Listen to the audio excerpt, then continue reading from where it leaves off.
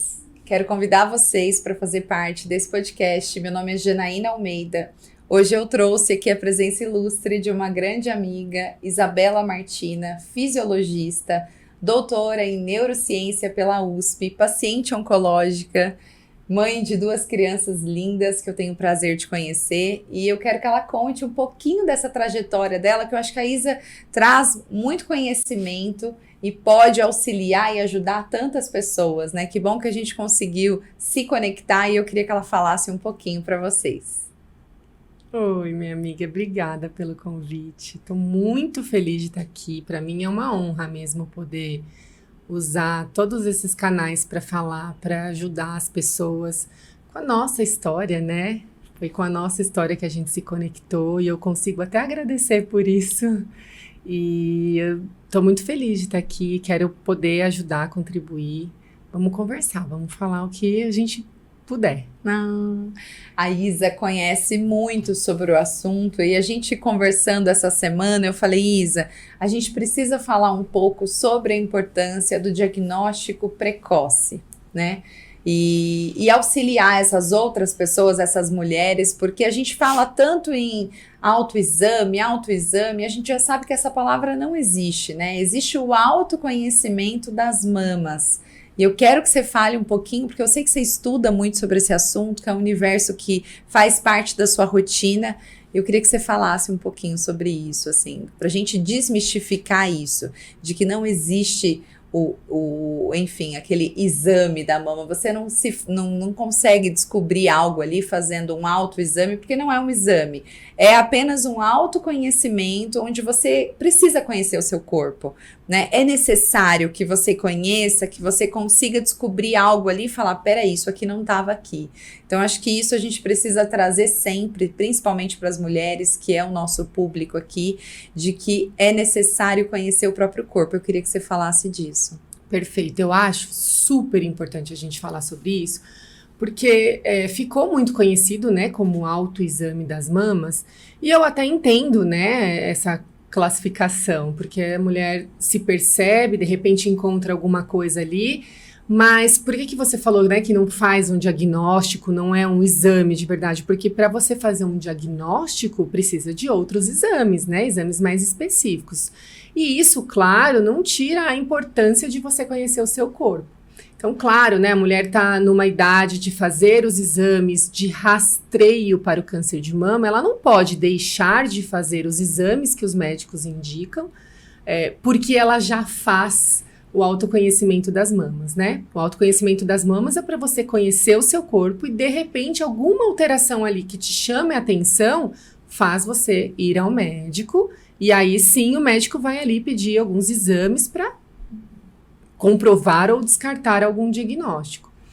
Eu acho importante falar que eu, né, no meu caso, eu tive um câncer de mama aos 33 anos, durante o período de amamentação do meu filho, do meu segundo filho. Então, eu amamentei a minha primeira filha 1 ano e meio, e meu filho estava com 11 meses, eu passei em frente ao espelho na hora de tomar banho, senti um carocinho diferente, né, porque a mama já fica cheia de nódulozinhos, né, durante a amamentação, mas me chamou a atenção.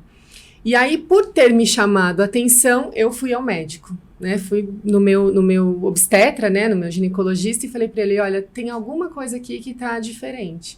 Você tinha o hábito de ir anualmente no ginecologista, de fazer exames de rotina? Como que era isso para você? Sempre fui, Jana, sempre fui. Anualmente fazia todos os exames de rastreio, né, inclusive os exames ginecológicos, Papa Nicolau, colposcopia, se fosse necessário, ultrassom das mamas. Assim, eu era muito jovem, então ainda não estava na idade de fazer a mamografia, mas fazia sempre os exames de rastreio que eram indicados para minha idade. E naquela situação, o autoconhecimento das mamas me ajudou muito, porque eu estava amamentando, não era uma época que eu iria fazer qualquer outro exame, né? Já tinha feito naquele ano, então meus exames estavam certinhos, né? E aí eu percebi aquele nódulozinho e fui atrás daquilo. Infelizmente, né, era um câncer mesmo, era um câncer triplo positivo, que a gente fala, tinha receptores hormonais e tinha receptores HER2. E eu descobri ainda no começo, ele era pequeno, né, tinha 1,5 centímetros, mas depois, posteriormente, né, eu tive que fazer uma mamografia para planejar a cirurgia, e a gente viu que o câncer estava espalhado ali pela mama toda. Então, eu tive que tirar toda a mama, eu tive que fazer o esvaziamento axilar, porque tinha metástase na axila, eu tive que fazer químio, rádio, todo o processo, né? A terapia-alvo. Então, assim, aquele exame, aquele conhecimento das mamas me ajudou a procurar por ajuda. No entanto, é importante a gente bater na tecla de que eu só percebi aquele nódulo porque ele já era palpável. Sim. Né? Então, quando a gente pensa no autoconhecimento das mamas, é importante que a gente saiba que ele realmente não substitui um outro exame, porque muitas vezes, para fazer um diagnóstico bem precoce, você precisa de um exame de imagem, né? Porque muitas vezes, quando você sente o nódulo, ele já é palpável, Sim. ele já está grande o suficiente para causar ali algum problema mais sério do que se ele tivesse sido visto num exame de imagem mais sensível. Então, é por isso, assim, ele não substitui. O fato de você conhecer o seu corpo ajuda muito, né? Então, de repente, esse mês eu percebi que tem uma alteração, vou atrás de ajuda. Na grande maioria das vezes, não é nada, diga-se de passagem, né? É importante falar. Sim. Mas é importante que a gente vá atrás. Conheça, né, o próprio corpo. Isso é imprescindível, assim, só que tem as duas vertentes. No meu caso, eu descobri um câncer de mama aos 30 anos de idade, só que eu fazendo ali esse autoconhecimento das mamas, e a gente precisa fazer isso porque você precisa se conhecer. O corpo fala, sabe? Eu sempre acredito muito nisso, que o corpo dá sinais de que pode ter alguma coisa errada, de repente você tá com um sintoma persistente, procure um médico. Porque é necessário você descobrir, e se você descobre no início, a chance de cura é muito maior, né? E aí eu tinha esse hábito de apalpar a mama e eu não sentia nada. Você vê como é importante, né? Só que para mim, o que me salvou, né, foi o hábito de realizar exames periódicos. Isso sempre aconteceu comigo, assim, eu sempre tive isso de que, poxa, eu coloquei prótese mamária com 18 anos de idade. Então, todo ano eu tinha esse hábito de olhar para mim, de falar, peraí, deixa eu fazer os exames ginecológicos. Claro que eu tô falando isso como uma pessoa privilegiada que tem acesso a convênio médico, e eu sempre penso na outra ponta, né? Nas pessoas que moram em periferias, pessoas que precisam de acesso à saúde. Eu converso com algumas pacientes que falam que descobriram já com um diagnóstico muito tardio por conta desse atraso do diagnóstico precoce. Isso me incomoda muito, sabe, Isa? Aqui na cidade de Guarulhos, a gente sabe a dificuldade que essas mulheres têm de realizar exames, e eu saio perguntando mesmo para cada uma, eu entro na UPA, eu tento entender quando que está sendo marcados os exames de rotina ali, pergunto para a moça que me acompanha todos os dias, e ela fala, Jana, tá demorando muito, né? Então, é uma realidade que não é para todo mundo. Hoje, para uma pessoa marcar um exame no SUS, é muito demorado. Então, isso me preocupa muito, porque a gente fala tanto de prevenção, de campanhas, mas as pessoas muitas vezes conseguem realizar uma mamografia somente na época de campanha, só no Outubro Rosa. E a gente já sabe que a doença acontece o ano inteiro, o tempo todo, e isso me incomoda muito. Eu até queria que você me falasse um pouquinho sobre isso. Por que a mamografia é considerada como o melhor método para diagnóstico? E a gente já sabe que no SUS a idade é a partir dos 40 anos, mas que é importante a pessoa, além de conhecer o próprio corpo, entender os sinais que o corpo dá e ter o acesso, né? Isso que a gente precisava que no mundo ideal existisse, ter acesso a exames, né? A realmente ter periodicamente o acesso de realizar, porque a gente já sabe que o câncer descoberto em fase inicial tem cura. E eu queria que você falasse sobre isso, assim, sobre por que essa mamografia é considerada como o principal método de rastreio.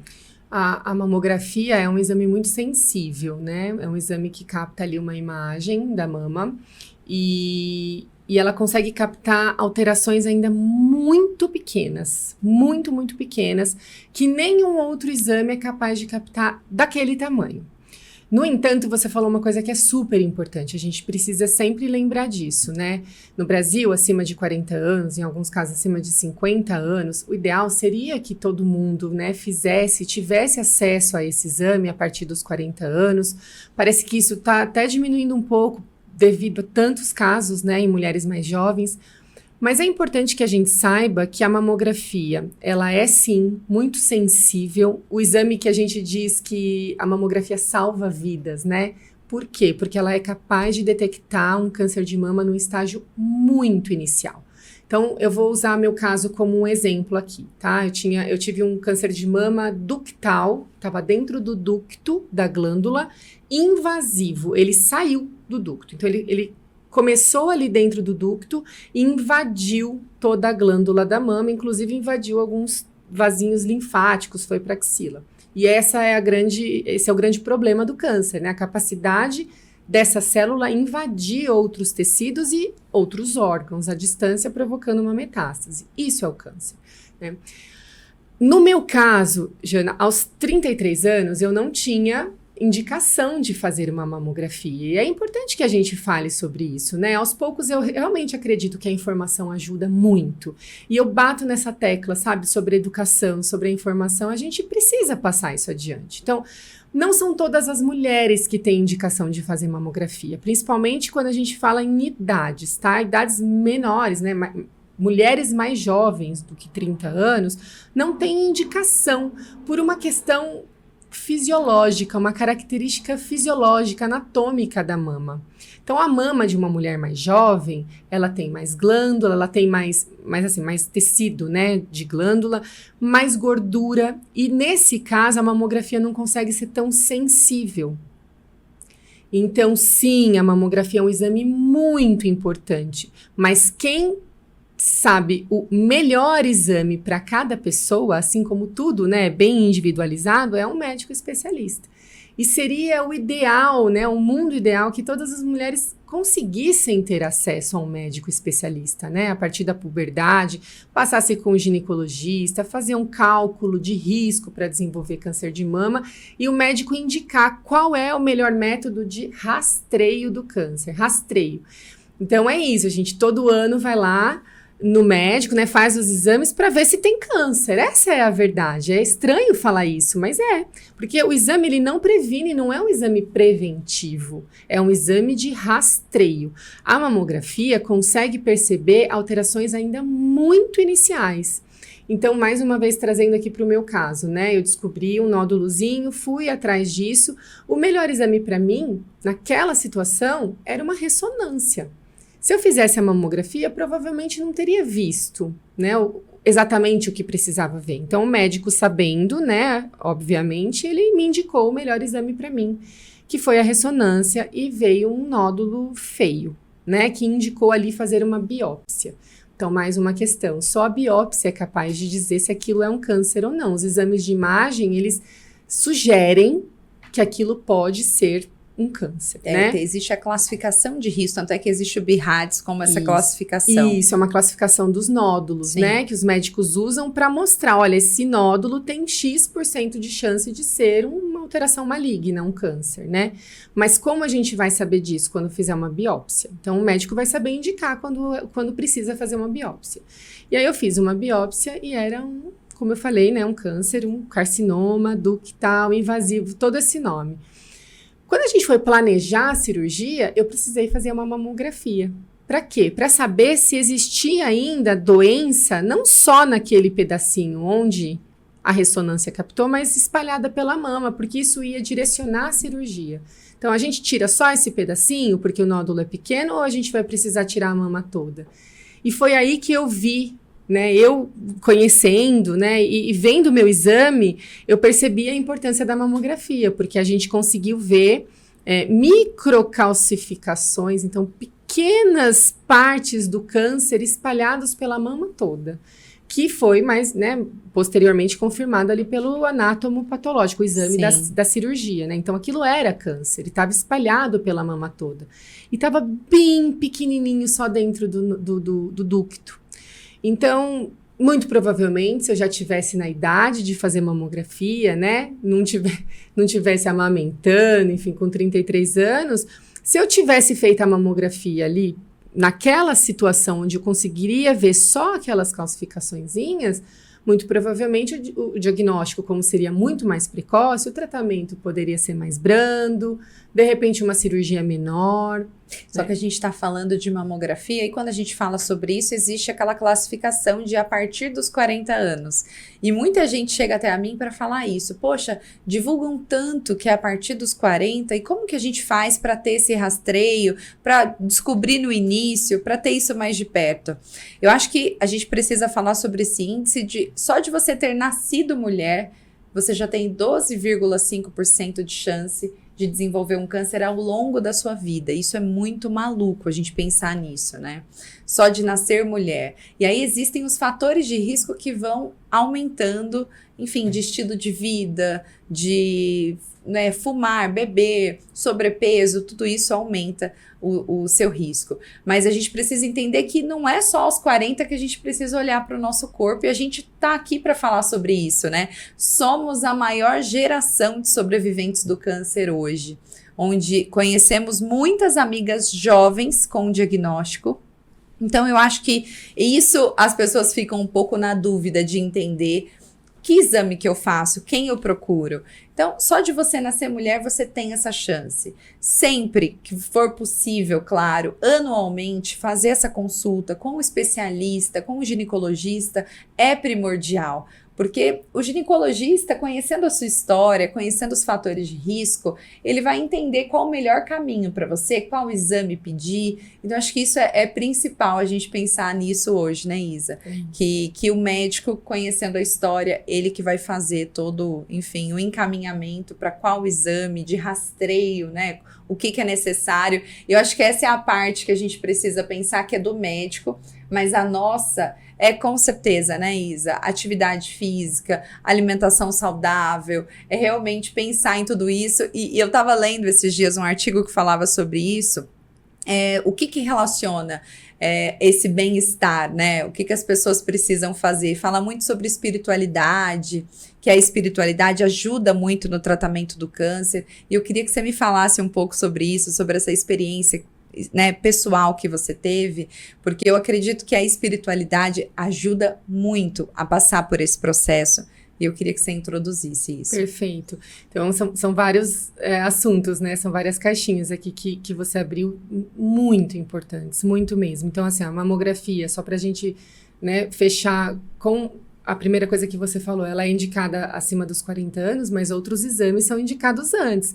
Então, é perfeita a sua colocação, né? Indicada acima dos 40, existe um motivo para isso, né? Porque, estatisticamente, as mulheres mais velhas têm mais chance de desenvolver câncer. Hoje, isso está mudando bastante. Infelizmente, mulheres cada vez mais jovens têm sido diagnosticadas. Mas o que não justifica por uma questão fisiológica, como eu falei, né?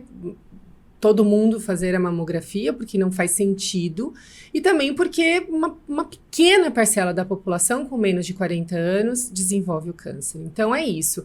A mamografia é super importante, mas como você falou, precisa ter um médico para analisar esse exame, né? Não adianta a mulher fazer a mamografia. Muitas campanhas pensam nisso, né? Vamos colocar a mamografia para todo mundo.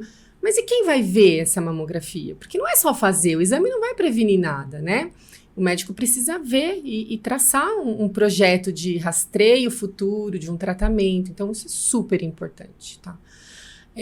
A questão da espiritualidade que você aí falou super bem, né? O que é super importante é que isso é científico, né? As pessoas costumam pensar que espiritualidade é uma coisa um pouco assim do além, né? Que muitas pessoas costumam relacionar a espiritualidade com religião.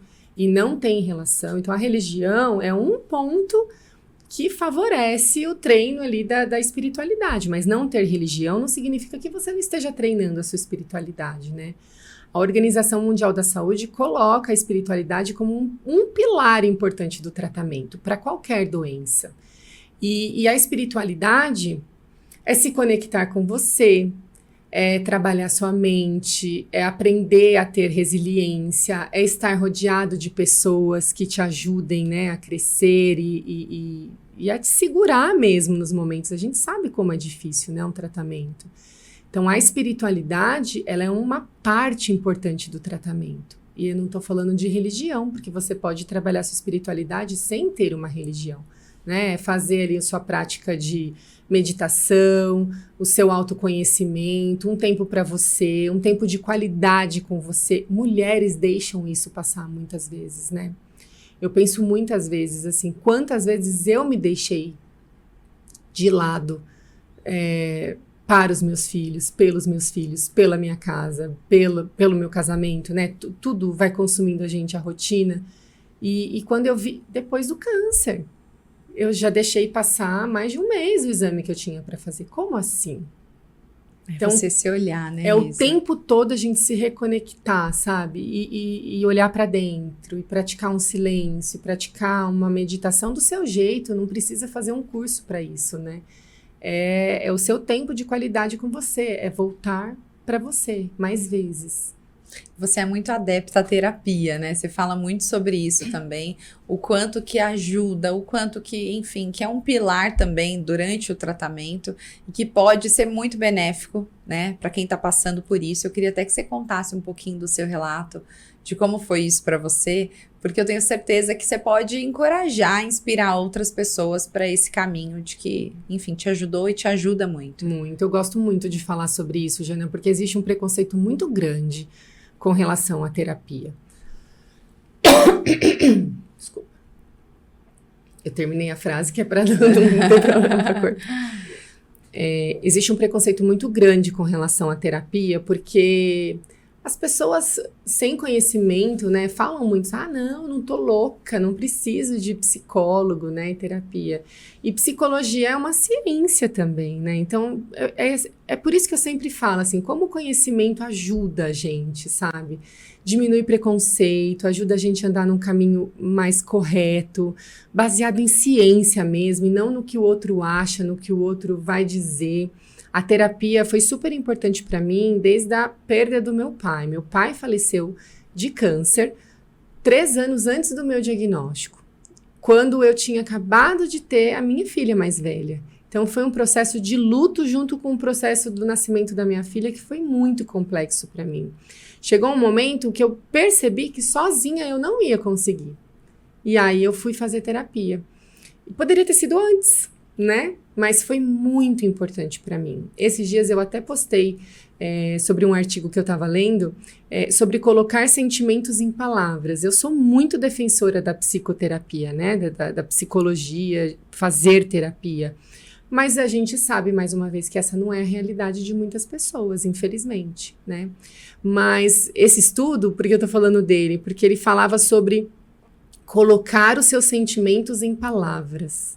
Trazer os seus sentimentos em palavras. E esse é um princípio importante da terapia. Muitas vezes, mesmo se o psicólogo não é ali o profissional ideal para você, ou enfim, não tem uma boa formação, pode acontecer, existe um benefício terapêutico só pelo fato de você falar sobre o seu problema. Engraçado, falar, né? Sobre o problema, né? Ajuda a curar o problema. Sim. Então, é trazer os sentimentos em palavras. Por quê? Aí entra a neurociência, que eu gosto tanto de falar, né? Porque eu gosto quando as coisas são explicadas. Eu gosto, né, da prova, né? Quando você traz o seu sentimento, o que você está sentindo em palavras, você julga aquele sentimento. E aí, quando você julga você julga, não o outro julga, né? E você julga diferente. O seu sentimento, não o do outro também. Mas quando você julga o seu sentimento, você traz ele para a consciência e aí você tem a capacidade de analisar se ele realmente é um sentimento que precisa te desestabilizar tanto. Será que eu preciso ficar tão mal por causa disso?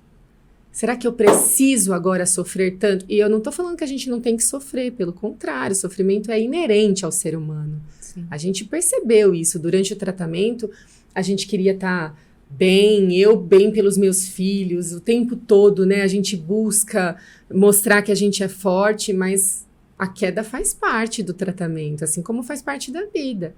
Eu sempre falo, a gente não é feliz, a gente experimenta a felicidade, mais ou menos vezes. Sim. Então, assim, eu sinto felicidade muito mais do que eu sinto tristeza. Mas eu sinto tristeza.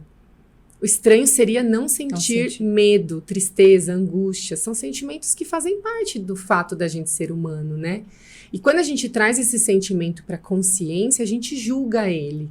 E eu fui aprendendo muito com esse processo, sabe? Muito na terapia e muito por tentar me conhecer, sabe? Será que eu preciso sofrer mesmo por causa disso?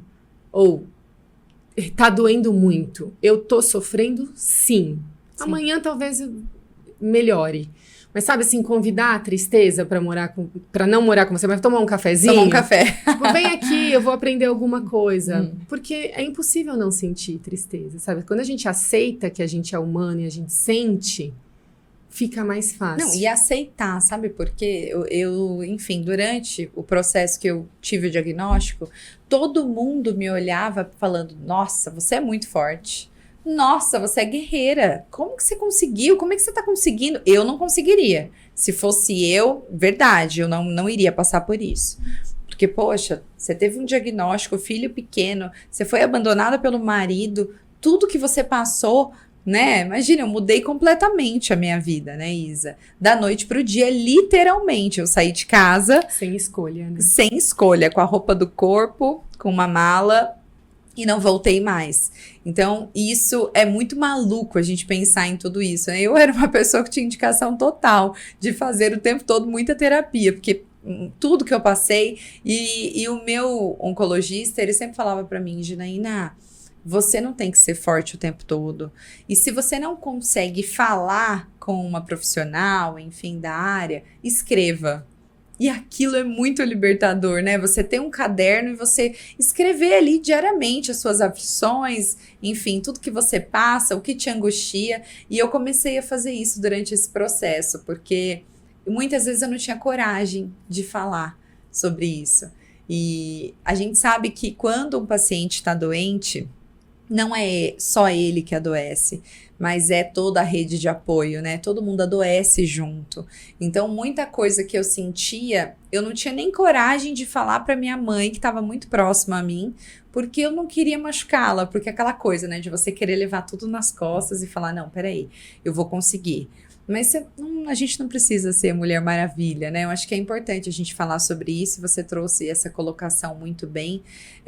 Então, para mim, foi um processo que eu não falei, não fiz terapia, mas eu sempre, desde sempre, tenho meus cadernos onde eu escrevo, onde eu coloco para fora, onde isso faz parte, né, da minha rotina. E eu sei o quanto ajudaria outras pessoas, então foi bom você trazer tudo isso.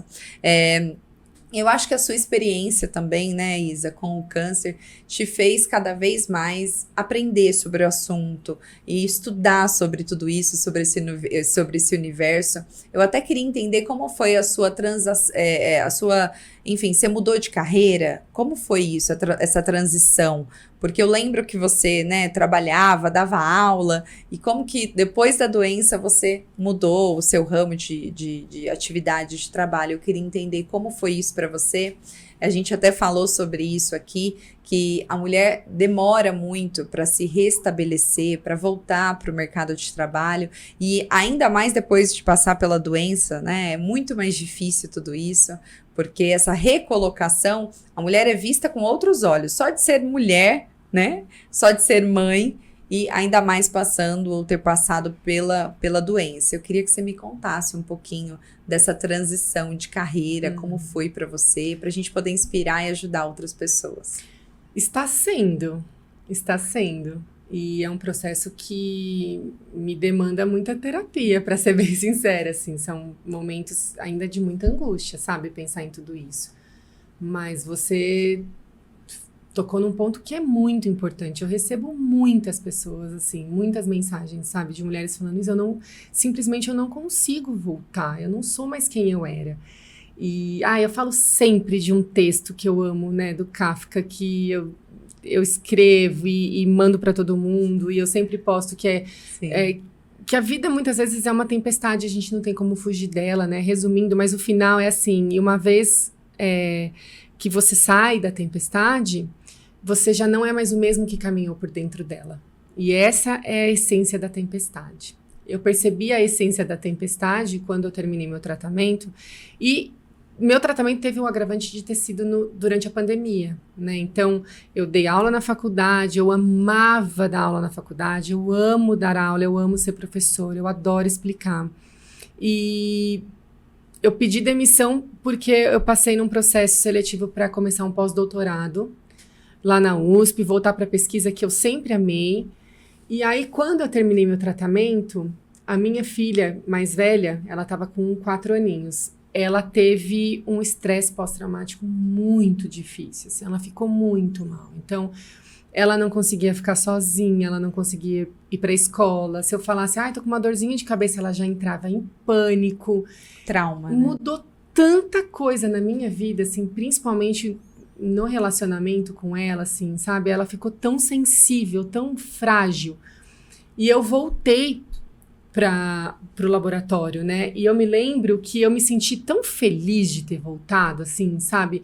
Falava, nossa, eu tô me sentindo viva de novo, eu posso voltar.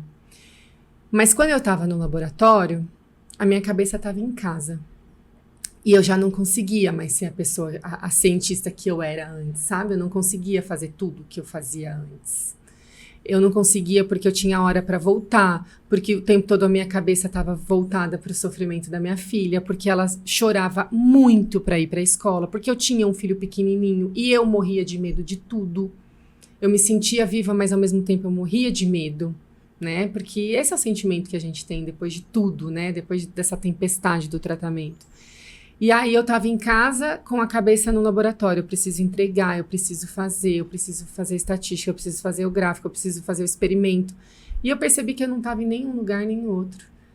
Eu lembro de uma frase perfeita que caiu pra mim, que era, quando você tá num lugar com a cabeça em outro lugar, você não tá em nenhum lugar. É isso. Eu não tava em lugar nenhum, porque minha cabeça tava o tempo todo viajando em um monte de problema.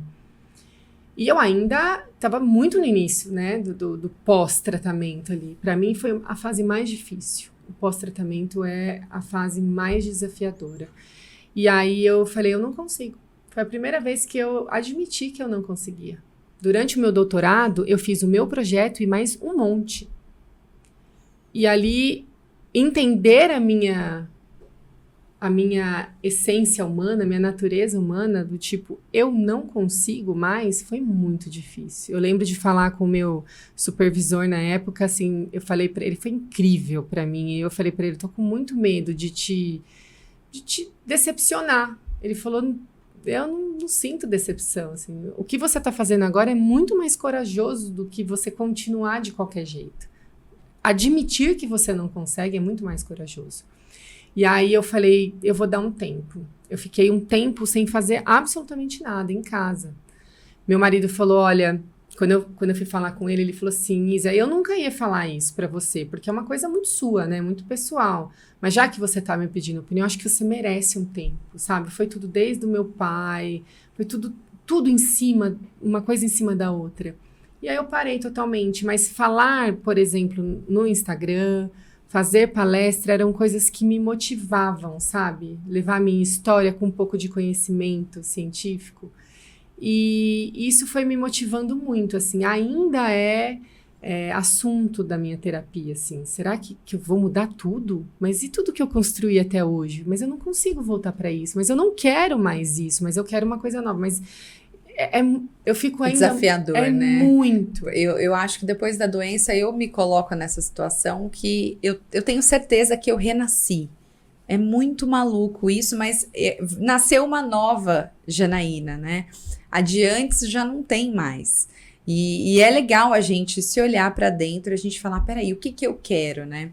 Ainda mais eu que passei por um processo vim de um casamento onde eu não tinha apoio, onde eu sofri violência psicológica, onde eu sofri violência, enfim, não ali doméstica, né? Mas era o tempo todo patrimonial, violência psicológica, violência patrimonial, onde, você não vai conseguir, você não deveria fazer isso, tem que ser assim. E eu demorei para entender que eu poderia sim ser capaz, que eu conseguiria sim, que eu poderia trabalhar com a minha formação, né? Eu sou formada em marketing, mídias sociais, e que eu poderia trabalhar com a minha causa. E quando eu conheci um pouquinho mais, Isa, sobre sobre esse universo do câncer, eu entendi o quanto as pessoas precisam de acolhimento, de ajuda e de educação, né? Tava falando esses dias com uma amiga sobre HPV, onde a gente já sabe a realidade do HPV hoje, de que existe vacina para esse tipo de câncer. Esse câncer, sim, tem prevenção. E eu falei isso para ela, falei, poxa, me motiva muito trazer informação, conseguir estudar sobre esse universo e ajudar outras pessoas. O que me move é uma pessoa olhar para mim e falar, olha, eu só fui no médico porque eu conheço sua história, porque faz uns 3 anos que eu não procuro um ginecologista, que eu não faço acompanhamento de rotina, então isso me move. Acho que é isso que me deu um combustível, um gás para falar, poxa, a gente precisa olhar para o outro, sabe? E se a gente pudesse ajudar e trazer informação, todo mundo junto fica mais fácil, né? Então isso para mim foi o que me motivou, conseguir olhar para o outro, conseguir acolher, ser janelinha ali, né? Ser uma luz num quarto escuro de alguém. Eu acho que isso para mim foi o que me moveu. E eu sei o quanto você também é super engajada nas redes sociais, o quanto você também estuda e sempre coloca ciência com afeto, trazendo muito conhecimento para essas pessoas. Que bom que a gente tem essa oportunidade, né, de trazer um assunto tão sério, que tem tantos tabus em cima disso, mas que a gente consegue trazer consciência para as pessoas, onde todo mundo pode olhar e falar, poxa, tão jovens, né, passaram por isso e, poxa, vou falar com a minha filha para realizar os exames. É isso que me motiva. A gente realmente ter essa conexão com todo mundo e todo mundo buscar informação, buscar conhecimento, porque isso é necessário, né, Isa? É isso, nós somos seres sociais, né? O ser humano, ele precisa se sentir parte. Eu me lembro quando eu tive o diagnóstico, eu me senti muito sozinha. A impressão que eu tinha era que aquilo só estava acontecendo comigo. E quando eu comecei a encontrar pessoas que falavam sobre aquilo e que já tinham passado, eu falava, nossa, eu posso ficar bem, né? Isso pode acontecer, não necessariamente eu vou morrer disso, né? E isso foi fundamental para o meu tratamento. Saber que eu não estava sozinha. Olhar para o outro, né? Vi muitas histórias inspiradoras que me deram também um gás e um combustível para falar, peraí, eu vou conseguir também, né? Isso. E o fato de eu entender, assim, o que estava escrito no meu exame, o que eu ia passar na químio, por que eu estava com aquele gosto na boca. Eu sou assim, eu gosto das explicações. Aquilo me fazia bem, me fazia eu entender que aquilo já ia passar. Então, assim, eu tô sentindo isso por causa disso, vai passar. É por causa do remédio, por esse motivo. E eu pensei, talvez existam outras pessoas como eu. É claro. Então, eu vou falar sobre isso, porque talvez as pessoas queiram saber e não sabem, né? Então, acho que é esse o objetivo. É um pouquinho que eu faço, um pouquinho que você faz, é um pouquinho que as nossas amigas fazem, que vão mudando aquele entorno, né? Como você falou, assim, não é só o paciente que sofre, é todo mundo que está ao redor. E eu sempre penso nisso. Eu penso assim, se fosse comigo, eu lembro que quando eu estava mal, a minha mãe ficava mal, meu irmão ficava mal, minha cunhada, meus filhos. E quando eu estava bem, descia a escada para comer durante o tratamento, todo mundo falava assim, ai, que bom que você tá bem. Então eu falava, cara, se eu tô bem, tá todo mundo bem. Eu já pensei muito nisso também, Isa. E se fosse eu, essa pessoa que... Se eu posto uma coisa e a pessoa fala assim pra mim, nossa, eu precisava ouvir isso, nossa, eu sempre quis saber isso... Nossa, é uma sensação tão boa, não preciso ter milhões de pessoas falando isso. Uma pessoa, eu falo, caramba, e se fosse eu? Porque se ela tá bem, todo mundo que tá em volta dela tá feliz porque ela tá bem. É isso. E é isso, assim, eu tenho consciência de que eu não vou mudar o mundo todo, mas eu tô fazendo um pouquinho, todo dia. A gente tem consciência de que a gente não vai conseguir mudar completamente, em pouquíssimo tempo, o cenário da mamografia, do diagnóstico precoce. Mas a gente precisa falar sobre isso, porque as pessoas precisam saber quais são os direitos, quando que elas precisam fazer o exame, para elas cobrarem isso, falarem, olha, eu preciso, eu sei que eu preciso. Sim, Ou então, não, agora eu sei que não é esse o exame, o médico me pediu esse aqui porque é melhor para mim mesmo, eu não preciso me desdobrar para tentar fazer uma mamografia porque eu sei que é o melhor exame. Se eu tenho 35 anos, o médico me viu e percebeu que esse aqui é o melhor. Sabe, entender para você não se desgastar. Então é isso, assim, aos poucos a gente vai mudando uma cultura, né? Sim, o conhecimento empodera, né? Até no Instagram eu recebo tantas mensagens de tantas mulheres que falam para mim, olha, eu tô passando agora, né? Acabei de descobrir o diagnóstico, mas eu tô naquela fase esperando a lei dos 60 dias acontecer para eu conseguir realizar aí qual tratamento, ou quimioterapia, ou radioterapia. E aí, às vezes, passa o prazo, olha, Jana, você sabe aonde que eu converso, com quem, e o que eu posso fazer? Porque o câncer não espera, Isa, é uma coisa que a gente precisa realmente olhar para o outro. E quando eu, enfim, fiquei doente, foi isso que me trouxe essa verdade de falar, poxa, o outro importa muito, a gente precisa se preocupar, né, com a realidade do outro e fazer essa parte de educação mesmo, de acolhimento, de ensinar o pouquinho que a gente puder falar, né, e falar, olha, você tocou minha vida em relação a isso, isso foi muito importante, isso me move muito, e a gente conhecer os direitos. Então, quando uma paciente me procura, olha, eu tô há 80 dias aguardando, o SUS não entrou em contato, eu falo, peraí, tá errado. Então, a gente precisa resolver isso. Eu ainda como voluntária, né, do Oncoguia, do Vencer o Câncer, eu sempre busco informações. Dentro dessas ONGs tem um setor de advocacy, onde a gente consegue instruir essas pacientes e falar, ó, peraí, você tem que procurar a ANS nesse momento. Olha, agora é o momento que a gente precisa, né, avançar, porque o câncer não espera. Então, que bom que você veio aqui, trouxe um pouquinho de tudo isso, né, da sua experiência, do seu relato, muito importante. Obrigada por aceitar aí o nosso convite de estar aqui, Isa. Gosto muito de você e eu sei que você tem muito a ensinar, muito a agregar. Obrigada por isso, tá? Eu que agradeço. Eu sempre estarei aqui, te falei isso, né? Eu venho sempre que for preciso, necessário, e sempre que tiver uma oportunidade para a gente poder mudar alguma coisa. Você falou uma coisa que é muito verdade, a gente fala muito sobre isso, né? O outro importa muito. E eu sempre falei isso para os meus alunos, né, da medicina, as primeiras aulas, sempre tem uma dinâmica que eu mostro para eles que talvez aquela pessoa que sente ali na sua frente todo dia é um desconhecido para você, né? Mas ele é o maior amor da vida de alguém. Todo mundo é o maior amor da vida de alguém. Então, se você conseguir mudar uma vida, sabe? Eu sempre penso, uma mãe que está fazendo tratamento e precisa de um apoio, de uma ajuda, nem que seja uma ajuda para falar para ela, você não tá sozinha, tô aqui, sabe?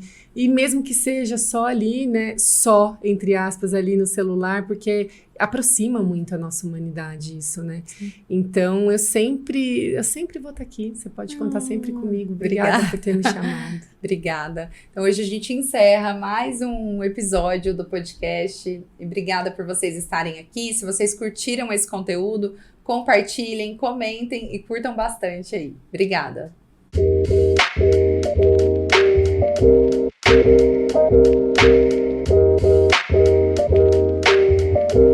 Thank you.